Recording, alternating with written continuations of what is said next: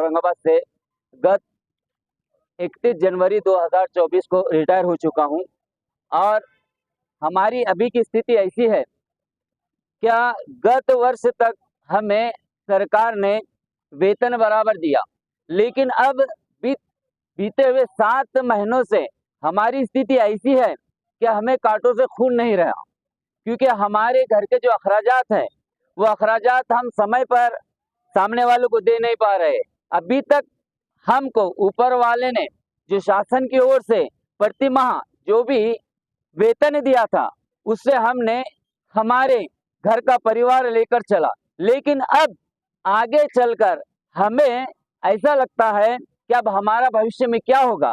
हमें रातों भर नींद नहीं आती, हमें दिन भर उलझना पड़ता है। हम सरकार से यही निवेदन करते हैं कि 2000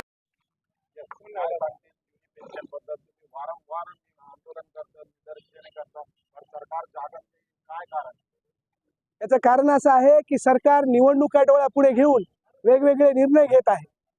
आम्ही 1 नोव्हेंबर 2005 पूर्वी नियुक्त झालेले, पण 1 नोव्हेंबर 2005 नंतर 100% अनुदानित आलेल्या ज्या शाळा आहेत त्या शाळेतले कर्मचारी आहेत। सर्वोच्च न्यायालयामध्ये आमची केस चालू आहे। सर्वोच्च न्यायालयाने महाराष्ट्र सरकारला 5 वेळेस तारीखा वाढवून दिलेल्या आहेत। 5ही वेळेस जे सर्वोच्च म्हणजे न्यायालयामध्ये ॲडव्होकेट आहेत सरकारचे, त्यांनी सांगितले की सरकार सकारात्मक आहे। प्रत्येक वेळी त्यांनी सांगितले की आम्हाला हे शपथपत्राद्वारे द्या। मुख्यमंत्री शिंदे साहेबांनी स्वतः विधिमंडळामध्ये सांगितलं, प्रश्नामध्ये सांगितलं की आम्ही सकारात्मक प्रतिज्ञापत्र द्यायला याच्यामध्ये तयार आहोत। येत्या 7 ऑगस्टला शेवटची सुनावणी आहे। सर्वोच्च न्यायालयाने सांगितलेलं आहे की जर या सुनावणी दरम्यान तुम्ही शपथपत्र जाहीर केलं नाही तर आम्ही आमचा निर्णय देऊ। आमचं मुख्यमंत्र्यांना सांगणं आहे, शिंदे साहेबांना सांगणं आहे की त्यांनी तात्काळ 4 तारखेच्या आत सर्वोच्च न्यायालयामध्ये सकारात्मक असं प्रतिज्ञापत्र दाखल करावं आणि महाराष्ट्रातील 26,000 कर्मचाऱ्यांचा जो प्रश्न आहे, कारण अनुदानाचा आणि पेन्शनचा काहीही संबंध नव्हतो। पेन्शनचा संबंध हा सरासरी फक्त नियुक्ती संदर्भात आहे। आमच्या सर्वांची नियुक्ती ही 1 नोव्हेंबर 2005 पूर्वीची आहे।